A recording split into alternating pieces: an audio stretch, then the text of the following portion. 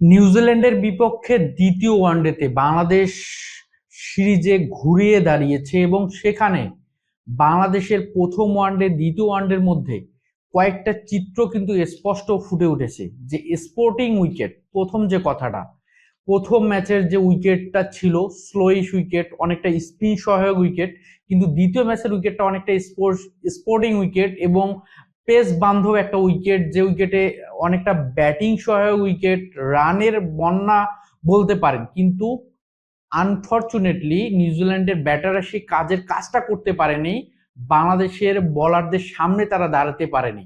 যদি তারা দাঁড়াতে পারত, এই উইকেটে 280+ রান করাটা অনেক সহজ হতো এবং সেখানে 280-300 করলেই প্রতিপক্ষকে একটা চাপ ক্রিয়েট করা যেত, কিন্তু নিউজিল্যান্ড সেটা করতে পারেনি।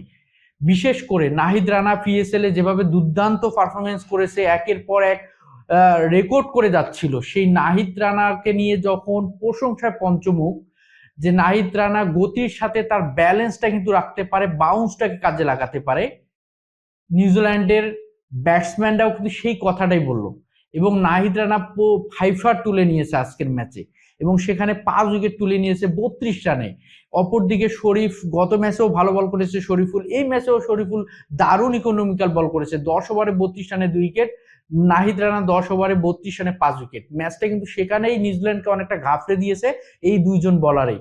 এবং আমরা যদি দেখি নাহিদ রানার যে গুরুত্বপূর্ণ উইকেটগুলো নিয়েছে, মোহাম্মদ আব্বাসের উইকেট, হ্যাঁ, হেনরি নিকোলসের উইকেট, উইলিয়ং এর উইকেট এবং ফক্সক্রফটের উইকেট, বলতে গেলে দুর্দান্ত 5জন ব্যাটারের মধ্যে 4জন ব্যাটসম্যান, মানে নিউজিল্যান্ডের বলতে গেলে টপ অর্ডার মিডল অর্ডারে অনেকটা শক্তির জায়গায়, সেই জায়গায় কিন্তু নাহিদ রানা দারুণ একটা কাজ করেছে।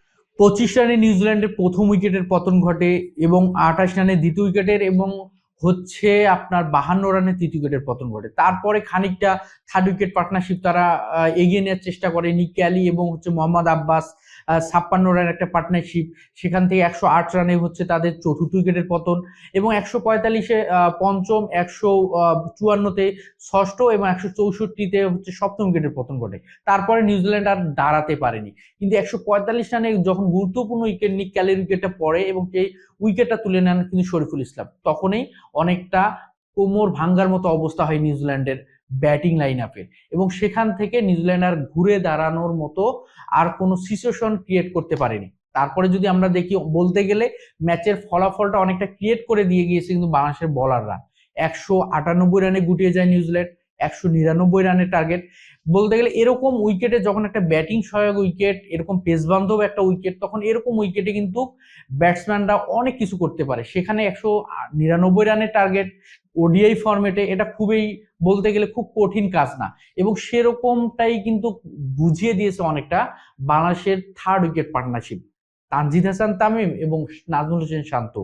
তানজিদ হাসান তামিম যখন হচ্ছে 58 বলে 76 রানের ইনিংসটা খেললেন 131 মানে স্ট্রাইক রেটে, যে স্ট্রাইক রেটে আমরা সচরাচর মানুষের ব্যাটসম্যানদের ক্যাপাবিলিটি দেখি যে এটা টি-20-তে তারা এই ধরনের স্ট্রাইক রেটে ব্যাট করে থাকেন এবং ওয়ানডেতে যখন এরকম একটা স্ট্রাইক রেটে ব্যাট করলেন তখন বোঝা যাচ্ছিল কতটা বিধ্বংসী ছিলেন। 10টা চারের মার ছিল, 4টা ছক্কার মার ছিল এবং দুর্দান্ত কিছু আমরা বাউন্ডারি কিন্তু দেখতে পাই।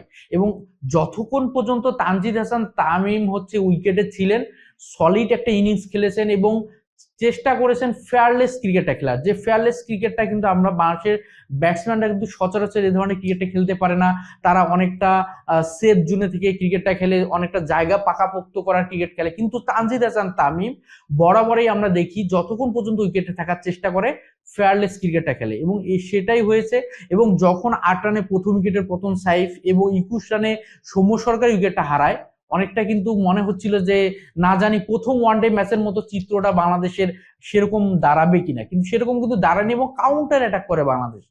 আপনি যখন কেউ আপনাকে চেপে ধরবে তখন যদি আপনি আবার সলিড ডিফেন্সে চলে যান, আপনি যদি সমীহ করে খেলতে থাকেন, তখন কিন্তু আপনার উপর আবার বাড়তি প্রেশারটা তৈরি হবে 3 গুণ বেশি এবং সেই প্রেশারটা কিন্তু তৈরি হওয়ার সুযোগ দেয়নি দুজন ব্যাটসম্যান, সেটা হচ্ছে নাজমুল হোসেন শান্ত এবং হচ্ছে আপনার তানজিদ হাসান তাইম, এবং দুজনে যে 110 বলে 120 রানের যে পার্টনারশিপটা তৈরি করলেন, থার্ড উইকেট পার্টনারশিপ, সেই পার্টনারশিপটা ম্যাচের কিন্তু রেজাল্টটা তৈরি করে দিয়ে গেল। ম্যাচের যে সিচুয়েশনটা অনেকটা কঠিন ছিল সেটাকে অনেকটা সহজ করে দিয়ে গেল, ম্যাচের জয়ের যে পথটা অনেক সুগম করে দিয়ে গেল।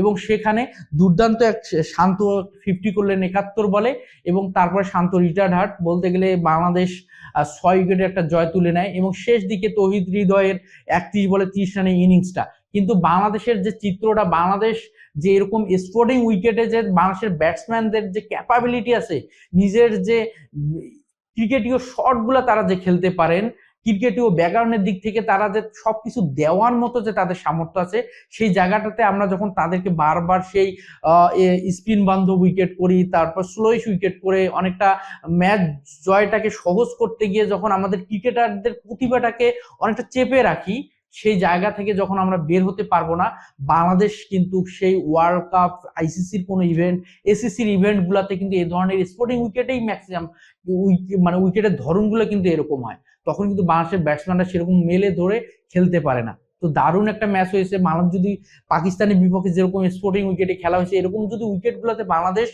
বেশিরভাগ সময় খেলে থাকে, এবং হোমের পরে অ্যাওয়েতে যদি এরকম ম্যাচগুলো যখন বাংলাদেশ খেলবে, বাংলাদেশ কিন্তু আলটিমেটলি এই জায়গাগুলোতে অনেক ইমপ্রুভ করবে। এবং বাংলাদেশ দারুণ একটা ম্যাচ খেলেছে, একে সমতা। অবশ্যই তৃতীয় ওয়ানডেতে বাংলাদেশকে জিততেই হবে যদি সিরিজ জয়লাভ করতে হয়, এবং বাংলাদেশ যদি হোম কন্ডিশনে যদি নিউজিল্যান্ডকে হারাতে পারে, অবশ্যই বাংলাদেশের র্যাঙ্কিং এর ক্ষেত্রে সেটা ভালো ভূমিকা রাখবে, যেহেতু নিউজিল্যান্ড র্যাঙ্কিং এর দিক থেকে অনেকটা টপ 2 পজিশনে আছে। তো সেদিক থেকে বাংলাদেশের জন্য অবশ্যই শুভকামনা।